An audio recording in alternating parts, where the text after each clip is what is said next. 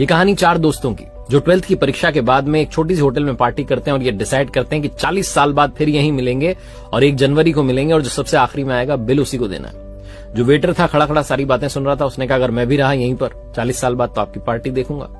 40 साल बाद पहला दोस्त पहुंचता है उस होटल में जो कि 5 स्टार होटल बन चुकी थी। वो वेटर मालिक बन चुका था। वो कहता है पहचानने के बाद कि मनीष जी आइए बैठिए, मैंने आपको पहचान लिया, मैं अब यहाँ मालिक बन चुका हूं, मैं वही वेटर हूं। मनीष कहता है क्या बात है। दूसरा दोस्त आता है संतोष। मनीष की बातचीत चलती है कि बिजनेस जो है ग्रो कर गया है, सब कुछ अच्छा चल रहा है, दोनों अपनी अपनी बातें शेयर करते हैं। तीसरा भी आ जाता है, लेकिन चौथा प्रवीण नहीं आता है। वो जो सेठ है वो आकर के कहता है कि आप भोजन शुरू कीजिए, ऑर्डर कीजिए मेन्यू में से। प्रवीण सर ने कहा है आप मंगवा लीजिए, वो आ ही रहे हैं। डिनर शुरू कर देते हैं, डिनर कर भी लेते हैं। बिल देने की बारी आती है तो इन्हें लगता है चलो हम ही पे कर देते हैं। वो सेठ जो था भूला वो आकर के कहता है कि आपका पेमेंट हो चुका है, प्रवीण सर ने कर दिया।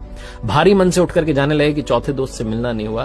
तभी एक सरकारी गाड़ी आती है, एक बंदा उसमें से उतरता है और लड़का आकर के तीनों को प्रणाम करके कहता है नमस्ते अंकल, मेरे पिताजी टीचर बन गए थे, मुझे कलेक्टर बनने के काबिल कर दिया और वो 1 महीने पहले ये दुनिया छोड़कर चले गए। उन्होंने मुझसे कहा था कि जब वो तीनों पार्टी खत्म कर दें उसके बाद जाना और पेमेंट वगैरह कर देना।